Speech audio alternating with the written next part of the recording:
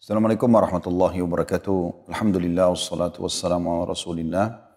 Kita akan masuk sekarang ke solusi Islam yang kedua. Setelah tentunya solusi yang pertama berzikir, berdoa, mendekatkan diri kepada Allah subhanahu wa ta'ala dengan sedekah, ya, dengan taubat dan seterusnya. Kita akan masuk sekarang solusi yang kedua, yaitu mengisolasi tempat adanya wabah dan juga mengisolasi orang yang sedang terjangkit. Saudaraku seiman, lockdown atau yang sudah dikenal dengan istilah ini di zaman kita sekarang, atau mengisolasi, baik itu negara mengisolasi tamu atau pengunjung yang datang dari luar, ataupun penduduk setempat untuk keluar ke tempat-tempat yang memang dasarnya ada wabah. Apakah itu corona di zaman kita sekarang ataupun yang lainnya tentunya.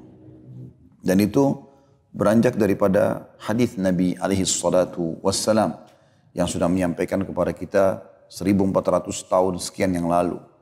Yaitu beliau bersabda kepada para sahabat, "Idza sami'tum bi ardin," tentu yang dimaksud adalah yakni at-ta'un dalam riwayat ini, "fala taqdimu atau fala taqdamu alaih. Wa idza waqa'a bi ardin wa antum biha fala takhruju firaran min." Hadis sahih riwayat Muslim nomor 2219 dan Bukhari nomor 5739. Yang artinya, jika kalian mendengarkan wabah ta'un ada di satu lokasi, maka janganlah kalian masuk ke dalamnya ataupun pergi ke sana. Dan kalau kalian mendengarkan atau kalian sedang ada di satu lokasi di mana ada penyakit itu atau wabah itu, maka jangan kalian keluar karena lari darinya.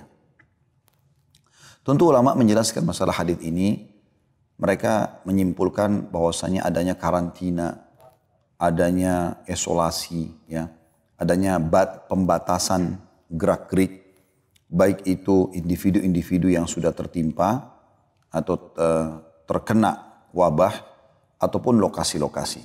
Dan ini Nabi SAW sudah berikan kepada kita peraturan ini, ya, atau tata cara ini.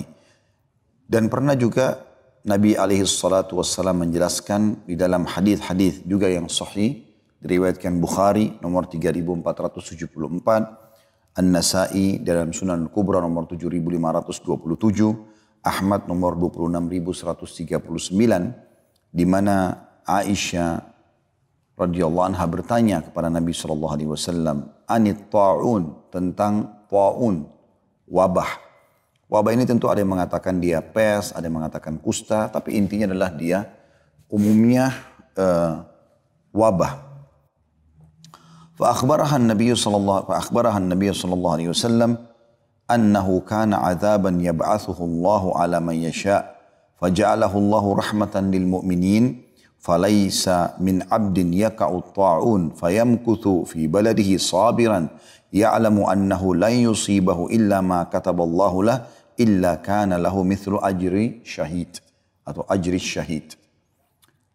Aisyah pada saat bertanya satu hari kepada Nabi SAW tentang taun, maka Nabi SAW bersabda, sesungguhnya dia adalah siksaan yang Allah pernah timpahkan kepada siapapun yang dia kehendaki.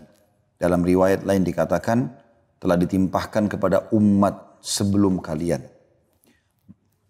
Dan itu menjadi rahmat bagi orang-orang beriman. Maksudnya kalau sampai dia tertimpa wabah itu, maka kalau dia bersabar, dia mengharapkan pahalanya, sebagaimana dalam penutupan hadis ini dikatakan, dia mendapatkan pahala mati syahid. Dikatakan falaisa min abdin yaqa'u ta'un, dikatakan faja'alahu Allah rahmatan lil mu'minin, maka Allah jadikan itu rahmat bagi orang beriman.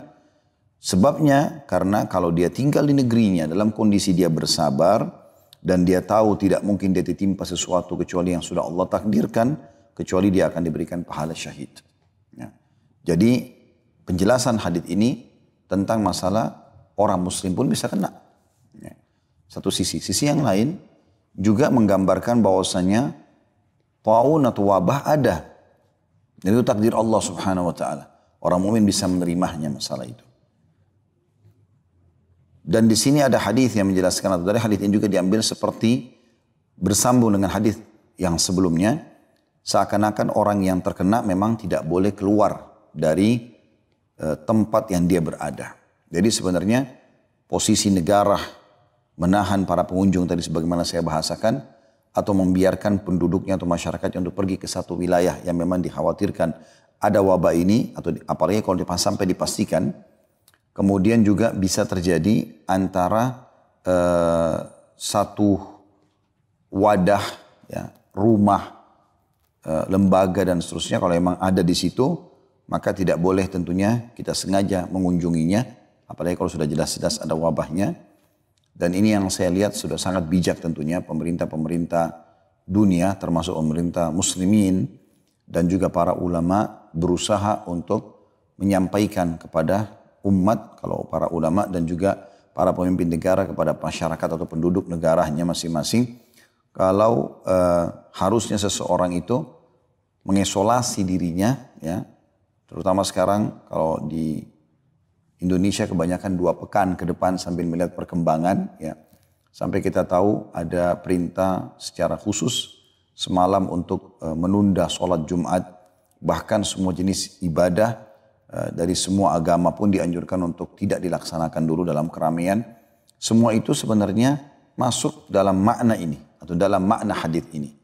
Karena apa yang saya sampaikan tadi itu ternyata memang telah terjadi di zaman Umar radhiyallahu anhu. Dari riwayat yang masyhur dari Umar radhiyallahu anhu, beliau pernah berjalan bersama pasukannya menuju ke negeri Syam, yang pada saat itu terjadi peperangan antara dengan kaum Romawi, atau bangsa Romawi. Dan pada saat Umar bin Khattab mau tiba di satu lokasi, ternyata diberitakan kepada beliau kalau di situ ada wabah taun. Maka Umar pun bermusyawarah dengan para sahabat-sahabatnya. Kira-kira apa yang harus kita lakukan? Kita masukkah dan bertawakal kepada Allah, atau kita tidak masuk, gitu kan? Makanya Umar bin Khattab sempat bermusyawarah dengan para muhajirin, para ansar. Mereka berpecah pendapat. Ada yang mengatakan kita masuk saja dan bertawakal kepada Allah. Kalau terjadi ya terjadi. Yang sebagian lagi mengatakan tidak, kita tidak akan masuk sementara kita belum tertimpa. Salah satu yang sempat sedikit menekan Umar bin Khattab adalah sahabatnya mulia, Abu Ubaidah bin Jarrah radhiyallahu anhu. Sampai tidak kenal aminnya umat ini, atau orang yang paling terpercaya dari umat ini, yang dipuji oleh Nabi alaihi salatu wassalam, bahkan termasuk salah satu dari 10 orang yang dijamin masuk surga. Maka dia mengatakan, wahai Amirul Mukminin, apakah anda lari dari takdirnya Allah? Maka Umar bin Khattab menghadap kepada Abu Ubaidah lalu berkata, wahai Abu Ubaidah, andai saja bukan kau yang mengucapkan itu. Maksudnya, kok bisa kau bisa mengucapkan kata-kata itu? Sementara sebenarnya kau harus punya ilmu. Seakan-akan bahasa Umar seperti itu, radhiyallahu anhu ajma'in. Maka Umar mengatakan, iya, aku lari dari takdir Allah kepada takdir Allah yang lain. Wahai Abu Ubaidah, kalau seandainya kau punya seekor unta, dan engkau menemukan ada 2 buah lembah di hadapanmu, yang satu lembah gersang, yang satu lembah penuh dengan pepohonan. Di mana kau akan meletakkan untamu? Maka Abu Ubaidah pun terdiam. Pada saat itu seakan-akan Umar mengatakan radhiyallahu anhu ajma'in, apakah kau akan masukkan ke gersang lalu kau bilang tawakal ala Allah? Atau kau akan memilih takdir Allah subhanahu wa ta'ala dengan memilih, ya, maksudnya dengan mencari tempat, ya, yang penuh dengan pepohonan. Di sini seharusnya orang sudah bisa memahaminya. Tapi dalam beberapa buku sejarah disebutkan, kalau Abu Ubaidah dan beberapa sahabat-sahabat Nabi yang lain, diantaranya yang ikut dengan beliau adalah Mu'adz bin Jabal, da'i Nabi SAW yang masyhur, yang Nabi SAW kirim ke Yaman menjadi da'i. Mereka dan beberapa orang yang lain akhirnya mengambil kesimpulan untuk tetap masuk. Ya, sebagian riwayat menjelaskan, mereka mengatakan kita keluar untuk mencari wajah Allah, artinya berjihad, mencari pahala. Kenapa harus kita lari? Maka Umar pun merasa sedih lalu memeluk mereka sambil mengetahui kalau ini adalah perpisahan karena penyakit ini memang taun atau wabah ini mematikan. Maka masuklah mereka. Umar terus menyebarkan berita kepada pasukannya, karena waktu itu tidak ada pengeras suara, sampai ke belakang pasukan, maksudnya ke belakang pasukan, lalu mengatakan, coba siapa yang punya informasi dari Nabi SAW. Subhanallah, pada saat itu datang seorang sahabat, juga salah satu yang dijamin masuk surga dari 10 orang. Abdurrahman ibn Auf radhiyallahu anhu ajma'in. Lalu berkata, wahai Amirul Mukminin, saya punya informasi. Saya telah mendengarkan Rasulullah SAW bersabda, kalau kalian mendengarkan taun ada di sebuah tempat, jangan kalian masuk. Dan kalau kalian sedang berada di dalamnya, jangan kalian keluar. Dan ini berarti memang wasiat Nabi SAW sangat luar biasa.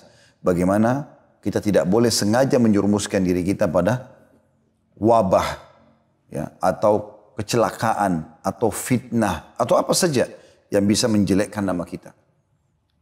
Ya, sebagaimana juga kita tidak boleh membahayakan orang lain. Kata Nabi SAW, la darar wa la dirar. Tidak boleh membahayakan, menyusahkan, dan tidak boleh juga disusahkan atau dibahayakan. Gitu kan? Jadi Nabi SAW juga pernah untuk menjaga contoh yang lain, nama baik beliau. Beliau pernah lagi i'tikaf di 10 akhir Ramadan. Lalu dikunjungi oleh salah satu istri beliau, yaitu Sofiyah binti Huyai radhiyallahu anha. Setelah selesai menyampaikan hajatnya kepada Nabi SAW, Sofiyah pun diantar pulang oleh Nabi SAW.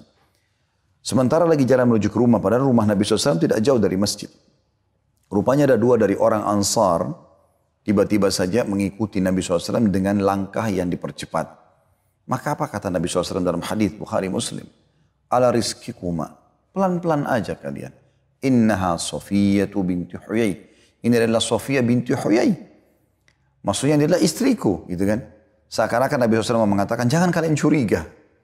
Maka mereka mengatakan, maha suci Allah. Maksudnya kami tidak pernah berpikir itu, ya Rasulullah. Kata Nabi SAW, hati-hatilah. Karena syaitan mengalir dalam darah anak Adam sebagaimana mengalirnya darah. Artinya, Nabi SAW sudah mengkanter di sini sebelum terjadi perusakan citra. Nabi SAW mengkanter fitnah sebelum terjadi. Kalau sudah terjadi, maka itu adalah cobaan dan bersabar. Seperti itu kurang lebih apa yang dimaksudkan dalam masalah ini. Jadi Umar bin Khattab radhiyallahu anhu sangat bijak juga dalam memahami langkah-langkah atau mengambil langkah ini. Dan Umar bin Khattab pada saat disampaikan oleh Abdurrahman bin Auf tentang hadis tadi, maka dia pun bersyukur kepada Allah sambil mengatakan, alhamdulillah yang telah memberikan kami petunjuk. Maka Umar pun tidak jadi masuk ke lokasi tadi. Jadi ini tidak boleh tentu sekarang di zaman seperti sekarang orang sembarangan ngomong, menyalahkan orang, menyalahkan pihak pemerintah, menyalahkan sebagian ulama atau mayoritasnya ulama yang sudah memfatwakan agar mengisolasi diri. Sampai-sampai kita tahu sendiri umroh, haji, kemudian juga sholat berjamaah di masjid, sholat Jumat. Ini adalah pertimbangan-pertimbangan yang sangat matang dari mereka. Karena ada dalil yang menunjukkan tentang masalah itu. Demi menjaga supaya tidak tersebarnya virus dan wabah. Yang demi maslahat umum tentunya. Seperti kasus umroh ataupun haji nantinya kalau memang belum dibuka juga. Itu teman-teman sekalian kita bisa bayangkan. Saya berapa kali bimbing umroh dan haji. Di tempat tawaf sangat padat. Dan kita tahu virus corona ini itu begitu tersentuh saja. Kulit dengan kulit, tangan dengan tangan, dan seterusnya. Sebagaimana kita tahu di Italia, bahkan ada orang yang kena virus corona, memegang saja tiang kereta bisa menyebar ke beberapa orang di kereta itu. Begitu juga dengan Ka'bah misalnya, orang banyak bergelantungan di kiswah Ka'bah, mengusapnya, mencium Hajar Aswad. Jadi memang sangat riskan. Bukan hanya sekedar maslahat untuk muslimin dan penduduk Saudi, tapi untuk muslimin secara umum. Karena kalau berkumpul di sana, dan akhirnya tersebar, maka mereka pulang ke negara mereka, tersebarlah virus ini yang sangat luar biasa. Dan orang bisa menyatakan isu atau berita yang tidak baik tentang Islam, mengatakan Mekah pusat penyebaran virus corona. Dan itu jadi masalah. Ya. Oleh karena itu kita harus bijaksana. Itu juga dengan di negara-negara kita atau di negara kita tentunya di wilayah-wilayah. Ini tentu fatwa tentang masalah bolehnya untuk tidak sholat berjamaah bagi laki-laki di masjid, Jumat ditinggalkan. Ini mengikuti pemerintah setempat. Kalau pemerintah setempat itu sudah menganggap sudah harus seperti itu, maka sebaiknya masyarakat mengikutinya semampu mereka. Tapi kalau pemerintah setempat masih belum ya menekankan masalah itu karena dianggap masih jauh, mungkin wilayah-wilayah yang jauh di pelosok-pelosok Indonesia misalnya, dianggap tidak masalah, maka tentu saja tidak gugur masalah kewajiban Jumat bagi kaum laki-laki. Dan ini juga termasuk solusi yang diberikan kepada Nabi alaihi salatu wassalam. Dan ini sebuah pelajaran penting tentunya. Sebagai penutup, yang perlu kita garis bawahi tentunya adalah bagaimana ya Allah subhanahu wa ta'ala tidak mungkin datangkan sebuah penyakit, bencana dan seterusnya. Secara khusus masalah wabah atau penyakit ini kecuali Allah sudah datangkan kesembuhannya. Yakinlah dengan hadis Nabi SAW dan hadis ini diriwayatkan oleh An-Nasa'i nomor 6863, juga disebutkan oleh Ibnu Majah nomor 3438 dan Ahmad 4267. Di mana Nabi SAW bersabda, Inna Allah Azza wa Jal lam yanzil da' illa waqad anzala ma'ahu dawa jahilahu minkum man jahil wa alimahu minkum man alim. Artinya Allah tidak mungkin turunkan sebuah penyakit, wabah kecuali Allah sudah turunkan bersamanya obatnya.